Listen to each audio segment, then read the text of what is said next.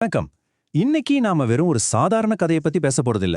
ஒரு தீர்க்க தரிசனம், மிகப்பெரிய ஆபத்து, அதுக்கப்புறம் இயற்கைக்கு அப்பாற்பட்ட ஒரு தெய்வீக தலையீடு. இது மூணும் கலந்த ஒரு வியக்கத்தக்க காட்சி பயணத்தை தான் இந்த தொகுப்புல நாம பார்க்க போறோம். மூணு அற்புதமான கலைப்படைப்புகளை வச்சு ஒரு மாபெரும் காவியத்தோட மிக முக்கியமான தருணங்களை நாம அலச போறோம். நீங்க தயாரா? இரண்ட சிறைச்சாடை, கடுமையான புயல், தடுத்து நிறுத்த முடியாத ஒரு தீர்க்க தரிசனம். இதுதான் இந்த முழு கதைக்கான மையக்கரு. இன்னைக்கு நாம எந்த ஒரு சாதாரண பட்டியலையோ தலைப்புகளையோ பார்க்க போறதில்ல. மாறா, சாத்தியமே இல்லாத தடைகளுக்கு நடுவுல நடக்கிற ஒரு தப்பிக்கும் போராட்டத்தை, அது நடந்த வரிசையிலேயே, அதாவது ஒரு ஸ்டோரி போர்ட் மாதிரி நாம அப்படியே கூடவே சேர்ந்து பயணிக்க போறோம். சிறைச்சாலையில் ஒரு காட்சி, இருளில் ஒரு நம்பிக்கை. சரி, இந்த பிரம்மாண்டமான காவியம் எக்ஸாக்டா எங்க எப்படி ஆரம்பிக்குதுன்னு உள்ள போய் பார்ப்போம். பாருங்க, எடுத்த உடனே நாம ஒரு இருண்ட குளிர்ந்த கல் சுவர்களால கட்டப்பட்ட சிறைச்சாலைக்குள்ள இருக்கோம். அங்க ரொம்பவே சாதாரணமான ஒரு ஆணும் பெண்ணும் கனமான இரும்பு சங்கிலிகளால கட்டப்பட்டு நிக்கிறாங்க. அவங்க கைகள் பக்தியாலையும் ஆச்சரியத்தாலையும் குவிஞ்சிருக்கு. ஏன்னா அவங்க முன்னாடி பிரகாசமா ஒளிர்ற 4 கைகளை கொண்ட ஒரு நீல நிற தெய்வம் தோன்றி நிக்கிறத நம்ம பார்க்க முடியுது. இங்க ஒரு மிகப்பெரிய முரண்பாடு இருக்கு, கவனிச்சிங்களா? ஒரு பக்கம் மனிதர்களோட பலவீனம், அந்த கனமான இரும்பு சங்கிலிகள், வெறுமையான கர்சுவர்கள். இன்னொரு பக்கம் எதையும் வெல்லக்கூடிய அந்த தெய்வீக அதிகாரம். அவங்களோட தற்போதைய துயரமான நிலைக்கும் அவங்களுக்கு ஒரு பெரிய நோக்கத்தை உணர்த்த வந்திருக்க அந்த ஒளிரும் நீல நிற தெய்வத்துக்கும் இடையில உள்ள வித்தியாசத்தை இது ரொம்ப அழகா காட்டுது.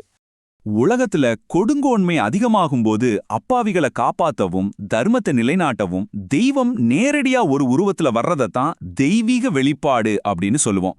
அந்த தெய்வத்தோட 4 கைகளையும் கொஞ்சம் உத்து பாருங்க. தாமரை, கதை, சங்கு, அப்புறம் பிரகாசமா ஒளிர்ற ஒரு சக்கரம். இது எல்லாமே ஒரு மிகப்பெரிய சக்தியையும் இந்த சிறைவாசிகள் நிறைவேற்ற வேண்டிய ஒரு மாபெரும் விதியையும் நமக்கு உணர்த்துது. புயலுக்கு நடுவே ஒரு ஆபத்தான தப்பித்தல், இயற்கையின் சீற்றத்தை எதிர்கொள்ளுதல். சிறைச்சாலையில கிடைச்ச அந்த தரிசனம் ஒரு ஆரம்பம் மட்டும்தான். அதைத் தொடர்ந்து ரொம்பவே பயங்கரமான ஆபத்துக்கள் நிறைஞ்ச ஒரு பயணம் உடனடியாக ஆரம்பமாகுது. இப்ப உங்ககிட்ட ஒரு கேள்வி. ஒரு பயங்கரமான புயல்ல ஒரு அற்புதத்தை நீங்க எப்படி பாதுகாப்பீங்க? அந்த கனமான இரும்பு சங்கிலிகள்ல இருந்து தப்பிச்சு சீறி பாயிற ஒரு உக்கிரமான புயலுக்கு நடுவுல சுத்த பிறந்த ஒரு பச்சளங்குழந்தைய அந்த தந்தை எப்படி பத்திரமா கொண்டு போக போறார்? இதுதான் இங்க மிக முக்கியமான விஷயம். அடுத்த காட்சிக்கு வருவோம். இந்த தப்பிக்கும் படலம் எப்படி பில்ட் ஆகுதுன்னு பாருங்க. அந்த தந்தை இரண்ட சிறைச்சாலையை விட்டு வெளியே வந்துட்டாரு. ஆனா இப்போ அவர் ஒரு கடுமையான புயலோட உச்சகட்டத்துல சீறி பாயிற ஆபத்தான நதி தண்ணீர்ல இடுப்பளவு மூழ்கி நடந்து போயிட்டு இருக்காரு. அவர் முன்னாடி இருக்கிற சாத்தியமில்லாத சவால்களை கொஞ்சம் பாருங்களேன். ஒரு பக்கம் கண் தெரியாத காரிருள், பயமுறுத்துற மின்னல் தாக்குதல்கள், மறுபக்கம் சீரிப்பாயிர நதியோட சுழல்கள். இது எல்லாமே இந்த நதியை கடக்கிறத உயிரை பறிக்கக்கூடிய ஒரு செயலா மாத்துது. அதுவும் எந்த பாதுகாப்பும் இல்லாத ஒரு சாதாரண மூங்கில் கோடையில ஒரு பச்சிலங்குழந்தைய வச்சுக்கிட்டு இதை செய்யறது நினைச்சு பார்க்கவே பயமா இருக்குல்ல?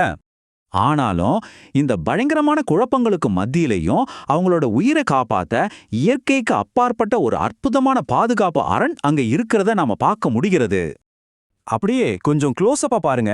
அந்த நதியோட ஆழத்திலிருந்து ஒரு மாபெரும் கம்பீரமான பல தலைகளை கொண்ட நாகம் எழுந்து வருது.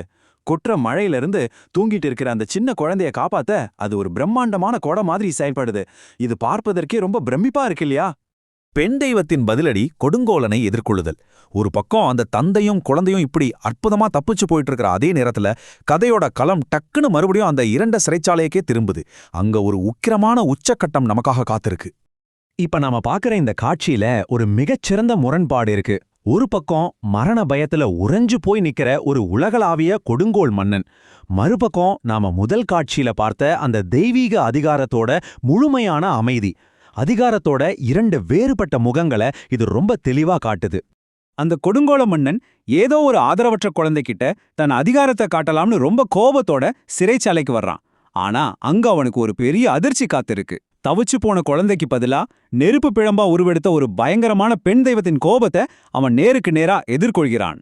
அங்க நடக்கிற இறுதி மோதல கவனிங்க. அந்த மன்னன் அதிர்ச்சியில அப்படியே பின்வாங்குறான். அந்த பெண் தெய்வம் ஒரு பிரகாசமான நெருப்பு வளையத்துக்குள்ள மிதக்குறாங்க. அவங்க கைகள்ல வாள், வில், கதைன்னு பல ஆயுதங்கள் தயார் நிலையில இருக்கு. அது மட்டும் இல்லாம கர்ஜிக்கிற ஒரு சிங்கத்தோட வாகனத்துல அவங்க வீற்றிருக்காங்க.